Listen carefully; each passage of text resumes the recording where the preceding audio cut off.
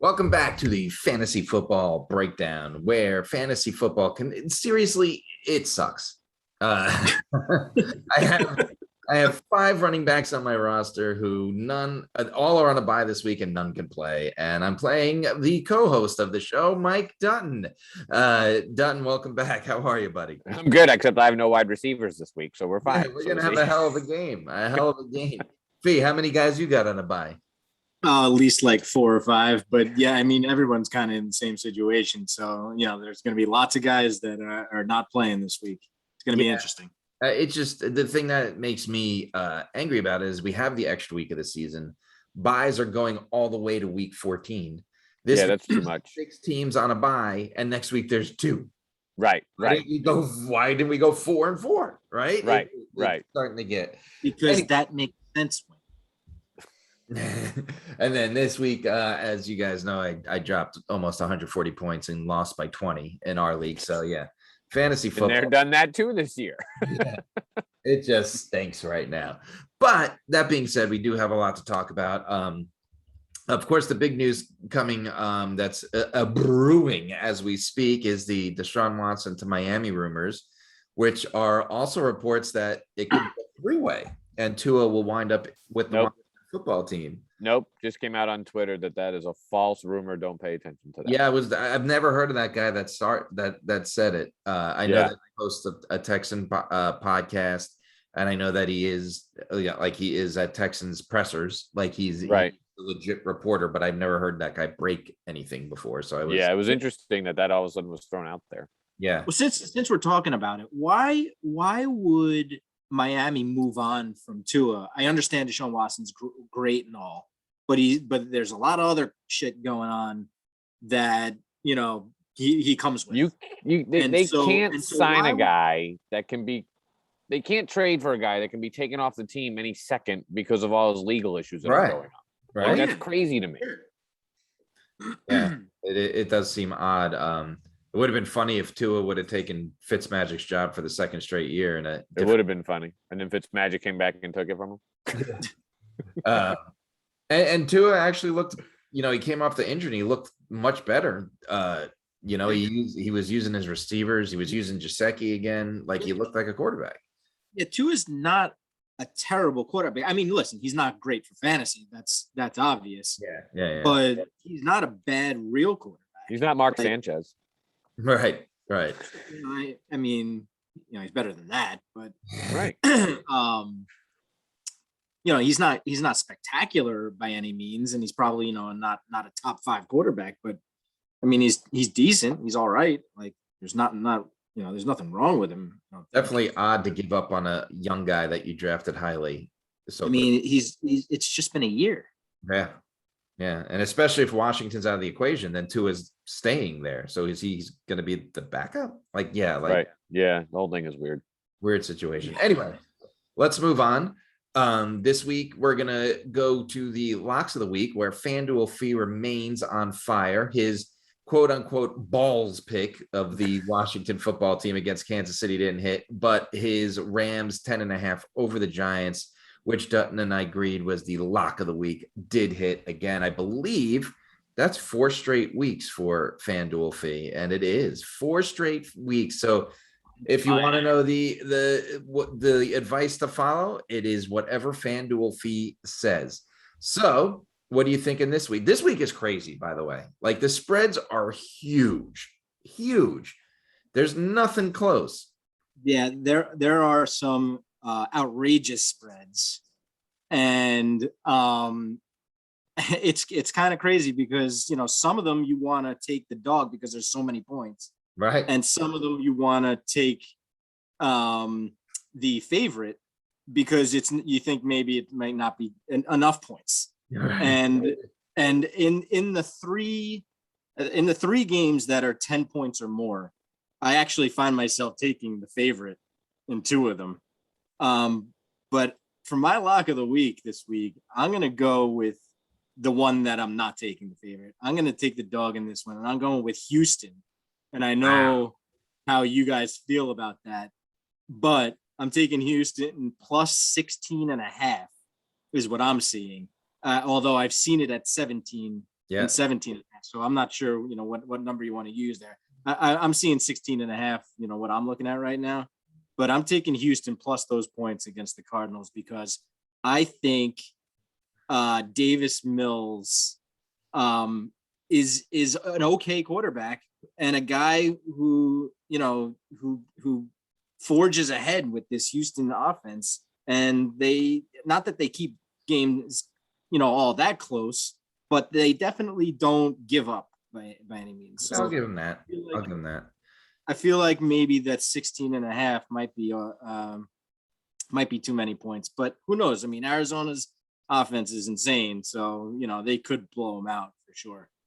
I think the problem is that Arizona's defense is also really good. I see this game like 42-10, maybe 42-3. So that's what I think as a Texans fan. I'm going to throw the Falcons into the fire. And whenever you take the Falcons on a bet, you lose. So keep that in mind. But they're given 2.5 on the road to the Dolphins. I just think there's a whole whirlwind of what the heck's going on in Miami that will affect them. The Falcons are rested. Apparently Ridley's back. So I'm locking in the Falcons given 2.5. Dutton. I am taking the Bengals with the plus 6.5. I think that the Ravens are a very good team, but I don't think the Bengals are getting enough credit for how good they are. And I think they're going to be able to slow the Ravens down with their offense, which is weird, but I think they're actually going to run the ball a little bit more with Joe Mixon to try to keep Lamar off the field. And I think they keep it close. I would consider it maybe even taking the Bengals on the money line. I think Bengals are winning the game. I agree with you.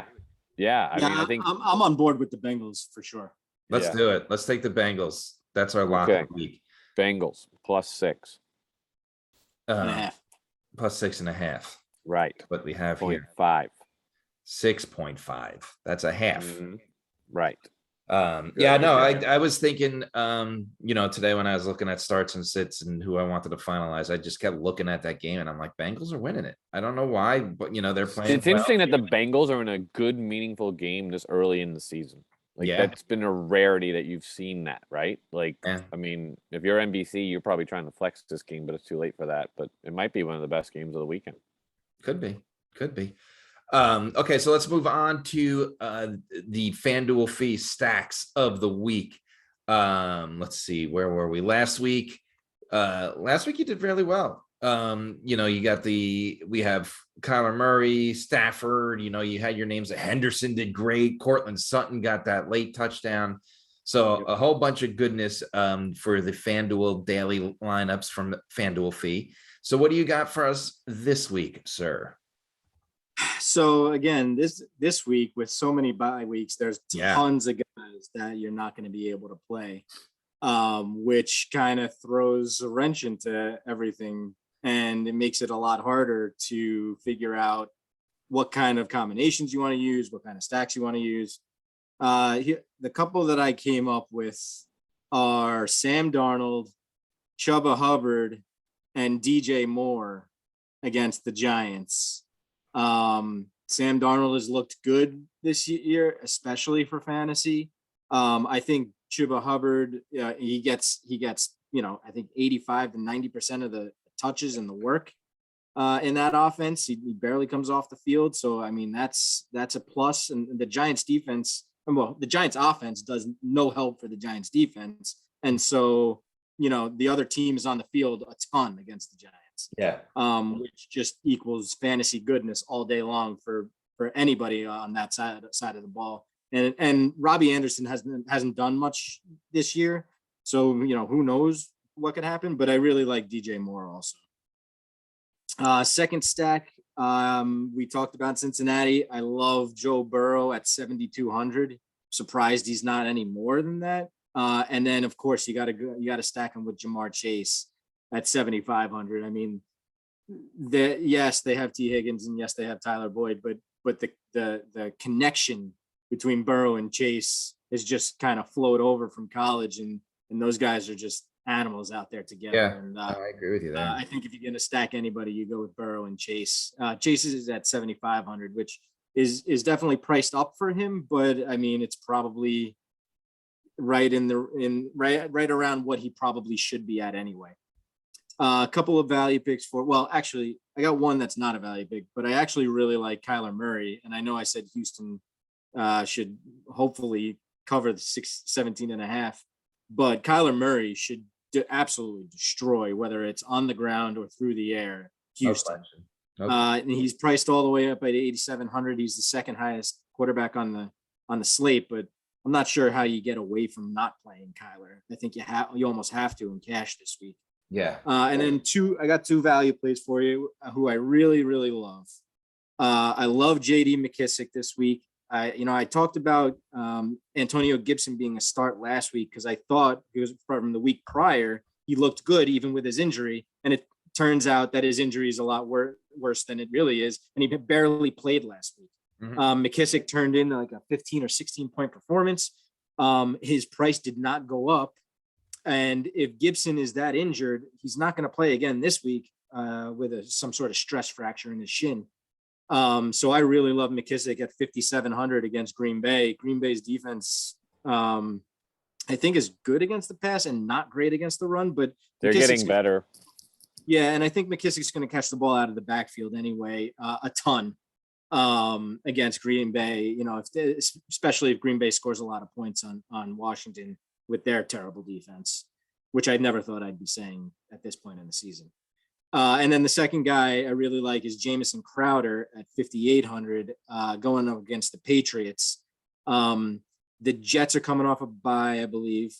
And I think that they're going to have to throw the ball against New England because they don't really have much of a running game. And Zach Wilson has proven that he's going to throw the ball around, and Jamison Crowder should be a direct beneficiary of that, especially if he's coming out of the slot. He should be that type of security blanket for Wilson against the Patriots. So I like Crowder, and whether it's garbage time points or not, I think he should put up some decent points this week. I like it. I like all those picks. I particularly like the Burrow to Chase. I think that's a great one.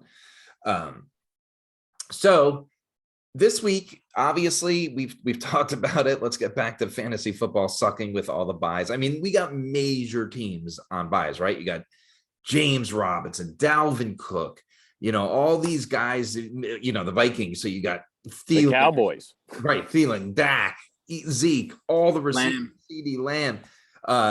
What's his name? Dalton Schultz, who is now a must start at tight end, right? All of these guys are gone. Justin Jefferson, I could keep going, like even again, like Visca Chenault, like they're just all gone. It couldn't be a worse mix. It's all 6 teams are legit. Last week we had the Falcons, the Jets, right? It was right. It was great. Oh, wait, there's teams on bye, right. It's like, oh my God, what am I going to do? So it makes waiver wire picks huge this week. And obviously the top pick, if he's still out there in your leagues, is going to be Alex Collins, right? I know the reason he's out there is because Chris Carson was going to play up until about Friday of last week. So nobody really jumped on Alex Collins because nobody knew what the hell to expect. And then he had a great game against a Steelers rush defense. That is great. So there's no question he's going to be the top guy off, and rightfully so. What do you guys dinged up too? What was that? Dinged up too. Yeah, and he's dinged up, and that's what where I was gonna go next is the whole suck situation, because all these guys, as Dunton said last week, they're questionable about being questionable. On this show, we said there is no way Nick Chubb doesn't play. And guess what? Nick Chubb didn't play, all right? And now Kareem Hunt's out, and Nick Chubb's still freaking questionable. So Nick Chubb is out. Oh, is he officially out? Okay. He's officially out. Yeah. Which leads me to my question. What do you gentlemen think about picking up Dearness Johnson against the Broncos? As we know, longtime listener Anthony thinks the Broncos defense is a joke. But we also have to factor in Case Keenum to the equation. Right, because Baker's hurt. So with such a big need of running backs, is this guy worth picking up? Absolutely. Yeah. Absolutely. 100%. Cleveland runs the ball. So they're just going to hand him the ball. And with Case Keenum out there and not really a whole lot to throw to other than OBJ, who's proven to be basically a shell of his former self. Right. They're going to have to run the ball. and he's the only guy there to run the ball. Yeah. So he's going to get a ton of work, and he absolutely should be picked up 100%. With the caveat that it's like, a 1 or 2 week thing for him, because once Chubb comes back, that's going to kind of end. And it's short rest too. That's the other thing you got, right? They're playing tomorrow night. So Play tomorrow night. It looks like a disaster in the making, if you ask me. He's just going to be a tough guy. But again, there's so many holes this week that you don't have many options, right? Like, you're lucky if you could find a JD McKissick out there. You're lucky. I was just gonna say, if McKissick is out there, you absolutely need to grab him. Yeah, I don't know what kind of league that he would be available in. You'd be very lucky to find someone like that.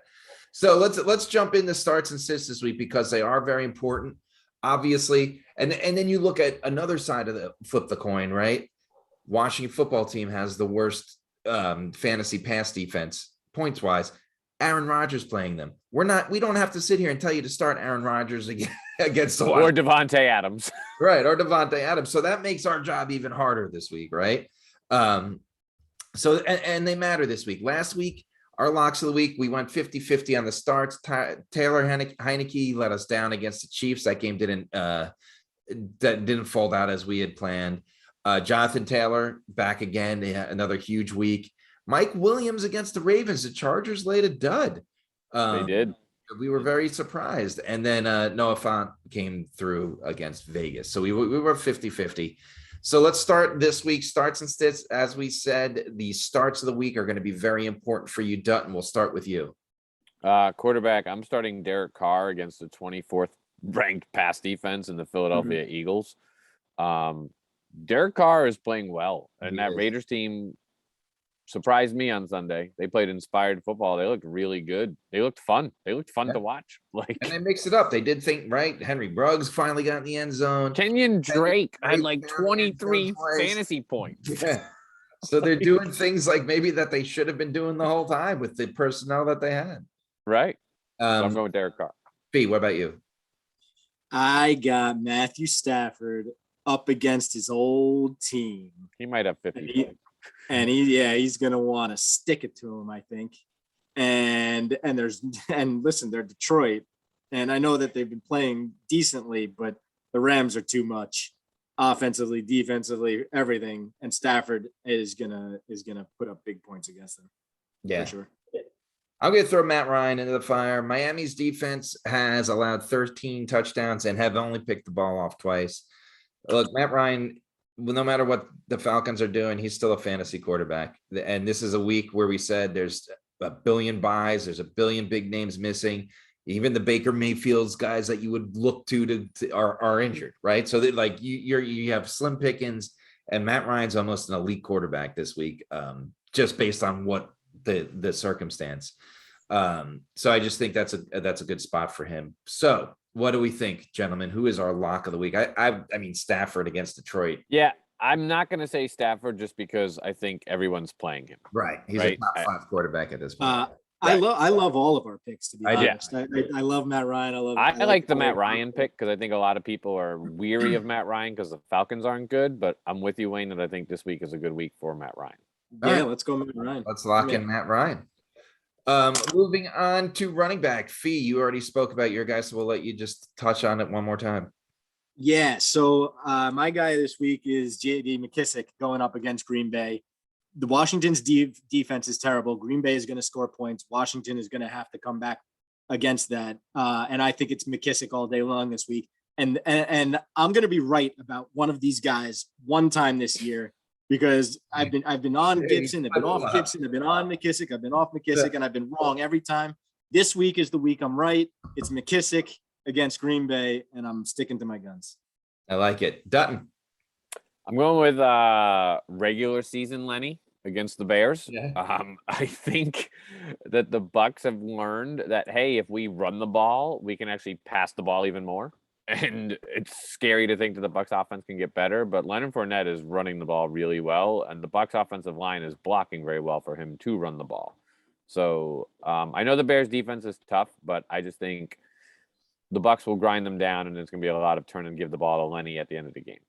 So Daryl Henderson for me. The Lions are the worst fantasy defense against the running back. They are the worst against the rushing running back and the receiving running back. And Daryl Henderson had a touchdown doing both last week. Fire the engines. Daryl Henderson is going to get in the end zone one way or the other, whether it's through the air or the ground, and he'll be just fine. So who do we want to lock in as our start of the week at running back? I like Daryl Henderson because he was my start last week and we didn't use him. Okay. Yeah, I'm good. I'm good with Daryl Henderson. Yeah, for what it's worth, I disagree about Leonard Fournette, by the way. Really? Yeah, I know he blew up last week and like that was his, Right. that was his game. But I don't think he does the same thing against the Bears. I think Tampa Bay airs it out this week.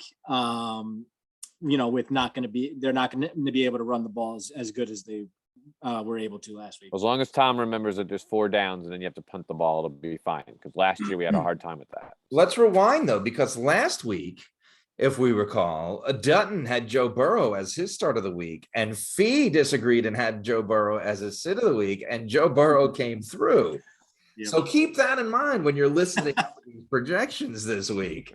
That was the first time we ever had a one of us, two of us go on, right? Yeah. And Dunton, he definitely came through for you. He had 278 yards and 3 touchdowns. And he was my starting on my team last week. Nice. I sat Matthew Stafford over him. So this week for wide receiver starts, I'm going to give you Calvin Ridley, and I'm going to do it in the Jonathan Taylor vein that we did it. If Calvin Ridley sucks again this week, because let's face reality, that's what he's done. He's been zero presence in the long ball, and that's what he made his bread and butter on, right? Zero presence, and he's dropping as many targets as he's catching. Okay, so he's not been good by any stretch of the means. The only reason he has any fantasy points this year is because he's the only guy. So he's getting all the targets, but he should be putting up way more points. As I said, the Dolphins' pass defense isn't great. It isn't bad, but it isn't great. And if Calvin Ridley can't get you 8 catches for 90 yards and a touchdown this week, then you should, we're talking about a guy that you don't start anymore. So I'm going to put him in as my start to hopefully light a little fire under his ass and bring back the old Calvin Ridley that we knew. And if not, then he's not Calvin Ridley that we knew. And he needed Julio Jones opposite of him for him to be that way. The TJ Hujmanzada of the Atlanta Falcons. Anyway, Dunton, who is your start? Oh, wait, looking at the notes, and I see that we have. Yeah, you don't have to go very far. This is going to be easy. I'm starting the Vegas non-quarterback lock for Rookie of the Year.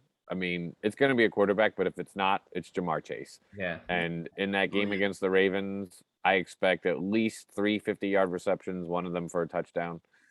He could end up with about 150 yards and at least a touchdown on Sunday. If that game goes the way I think it's going to go. And Faye, what do you want? I don't know what the Vegas odds for Jamar Chase for Offensive Rookie of the Year are currently, but whatever they are, bet it now. I'm telling you right now, bet it now. There's no one's gonna catch him. The only way he doesn't win is if he gets hurt. Yeah. Okay. Yeah. Trevor Lawrence isn't good enough. Justin Fields isn't good enough. Trey Lance isn't good enough. None of those guys are going to be putting up any kind of crazy, ridiculous season. Is putting up great numbers. Najee Harris is putting up great numbers. But I mean, again, running back 17-week season.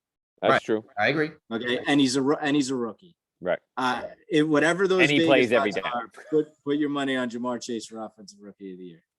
Well, and we could. Oh, and by the way, he's my start of the week too. Yeah, and we could go ahead and lock him in because it's already 2-1. Right. At tight end, Dutton, we'll start with you. I'm going to go with Mo Alley Cox of the Indianapolis Colts. I think he's become a reliable favorite target of Carson Wentz. And I think the Colts found something this past week, big win, and I think they can continue that momentum. So I'm going to go with Mo Alley Cox at tight end. I'm going with Mike Gesicki against the Falcons. We've been talking about how bad the Falcons defense is. And the Dolphins are going to, put up yards, put up fantasy points, and Gesicki should, again, be a direct beneficiary of that. So start Gesicki this week against Atlanta.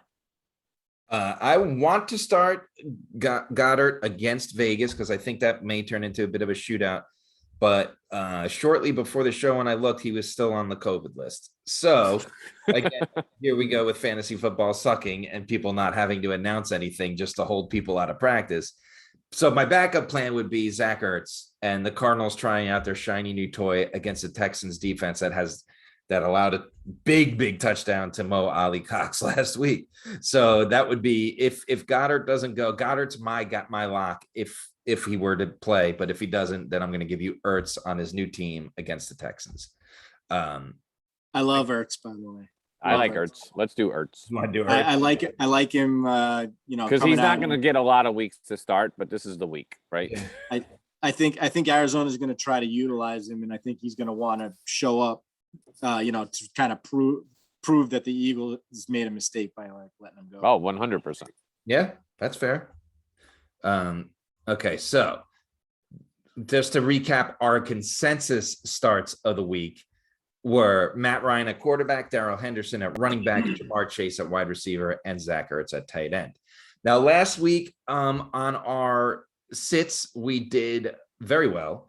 Kirk Cousins exploded. We went with him, so he burned us. But we told you Booker on the Giants wasn't the right week to pick him up and start him. So hopefully you didn't.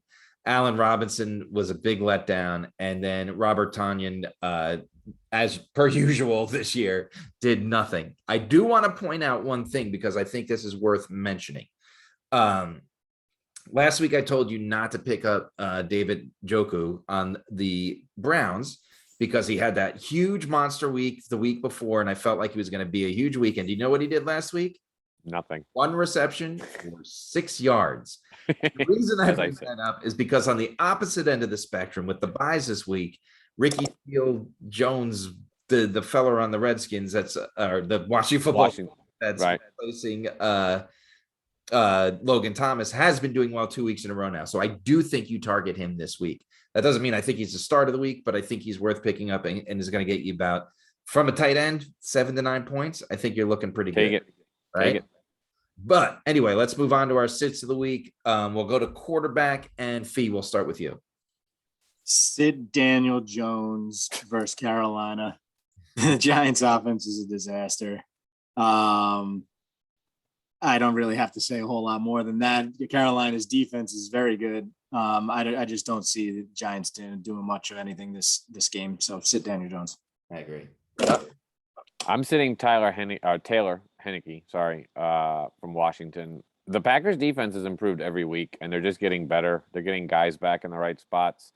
And I think that team, we talked about it before the season, right? The last dance, and then they lost that first game, and everyone's like, oh, and now they're one of the best teams in football, and I don't see them turning it off anytime soon. So yeah. I think their defense is going to just get better throughout the year. I'm going to tell you to sit Jared Goff.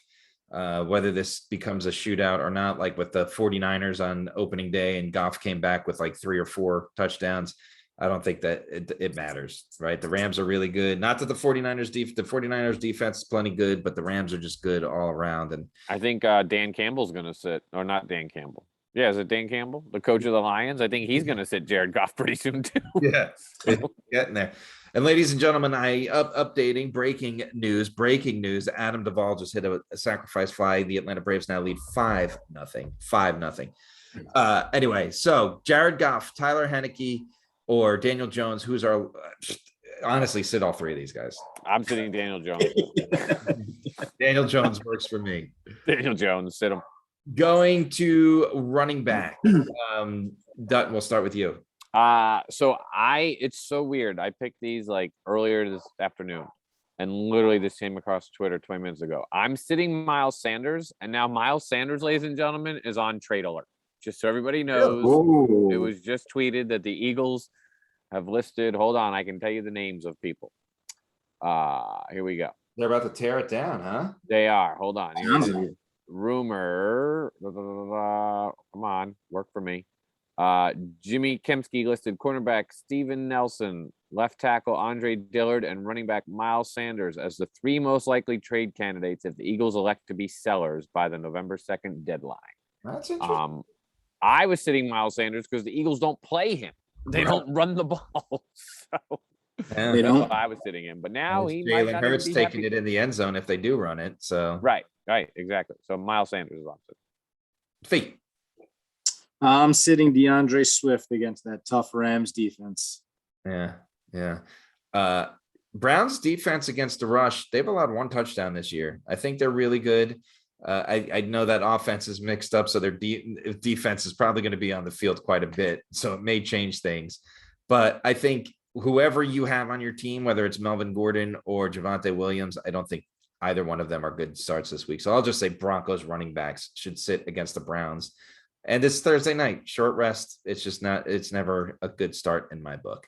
So I'm good with any of these 3 guys. They should all be sat. Sanders.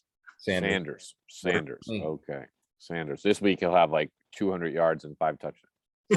So that the Eagles can trade him. That's what's going to happen. The Eagles are going to use him to showcase. That's true. So they can trade him in 2 weeks.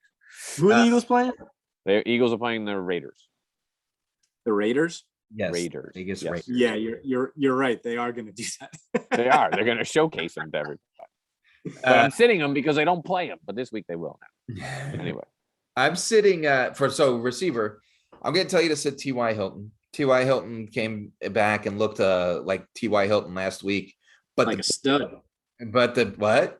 Like a stud. And the big difference is that the San Francisco 49ers are not the Houston Texans. And that's the big difference.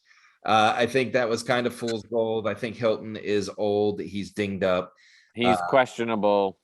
And they have receivers, and the bottom line is they're using their running backs more, right? Carson Wentz isn't throwing the ball around. That they have a lot of options, and I just don't see Hilton being the primary target and recipient this week. And if you go in off last week, the game that he had, I think you're in for being upset. Dutton. At wide receiver this week, I am sitting Brandon Cooks versus the Cardinals. I agree with you that David Mims, whatever his name is, Texans quarterback, is doing a lot better than anybody predicted him to be doing, but I just think it's too hard this week against the Cardinals. I agree. Fee. I'm sitting Robbie Anderson against the Giants, and it's only because he hasn't done anything all year, and I think Darnold just goes to DJ Moore and the running game. And I think that just continues this week. I just think that Robbie's kind of, the deep threat that doesn't really get a whole lot of looks. Yeah, it's weird because, obviously it was a different quarterback. It was Teddy Bridgewater, but Robbie Anderson kind of looked really good last year. He had a lot of targets and he turned them into a lot of yards. And this year they don't even look at him at all. They throw to DJ Moore a lot, but he can't catch. Yeah. He dropped a lot of balls last week. Yeah, last week he did not look good at all. Okay, so who do we want to lock in as our sit at wide receiver? I'm leaning towards T.Y. Hilton because he didn't even practice today. Oh, really? He's got nobody's quadriceps anymore. Nobody's practicing on Wednesday. Yeah, I'd go with T.Y. Hilton. All right, let's lock him in. And then tight ends. Dutton, we'll start with you because Fee and I have the same feller. I have Gronk. Don't take the bait. They're saying he might play. They don't need him. They have 2 other tight ends that are very good. Don't take the bait on Gronk. Give him another week. I think we could lock in Robert Tonyan for the rest of the season because too many people drafted him. Fee, I see you agree with me. He was fool's gold last year. I hate to use that term twice, but he had a great year last year. Because he was brand new and Aaron Rodgers forgot that he was a tight end. That's what it was. But I did want to throw in that I think we've talked about it already, and maybe it's going to be a shootout, but I just think the Bengals defense is good. I think the Bengals are going to win that game. I think Mark Andrews has been on an absolute tear of late, but you can't sit him, especially with the buys this week. But I want to throw out there that I do think he's held in check this week. Comes back to earth. Yes, I would never say to sit Mark Andrews, but I think this is the week that he comes back. I think that's a fair assessment because he's had a run like no other these last couple of weeks. There's no doubt about it. All right, so let's do a quick recap. We're telling you to lock in the Bengals getting 6.5 this week in our upset special. I do want to give a shout out to Neil, who's written in a few questions. not moments before last Thursday's game, he told me that the Eagles, he texted me to tell me the Eagles were his lock of the week, and he got them. And then moments before the Monday night game, he said Titans are covering this one easily. And no, it wasn't easily. He was right on both. So little shout out to Neil. Bengals 6.5, getting the 6.5. So we're going to say that's the upset of the week. Fanduel Fee loves the Darnold, Hubbard, DJ Moore stack against the Giants, and we all love the Burrow Chase stack against Baltimore. A couple other value plays he sees are McKissick against the Packers, Crowder against the Patriots, and not so much a value play, but start Kyler Murray against the Texans. Our consensus starts of the week, again, a big week because of so many buys and injuries. We're going Matt Ryan, Daryl Henderson, Jamar Chase, and Zach Ertz. 3 of which we assume will be injured by Saturday and probably not even be able to start. With our locks of the week at sits, we're going Daniel Jones, Miles Sanders, T.Y. Hilton, and we're just going to lock him in as the tight end sit of the year, Robert Tonyan. I think that covers it. We touched on the free agents that are out there and the injuries and the craziness of the buys this week. Go out there, win a ball game. Dunton, you lose your fantasy game this week, I hope. Nah, you lose yours. It'll be fine. No, you lose yours. Hey, we'll see you next week on the Fantasy Football Breakdown.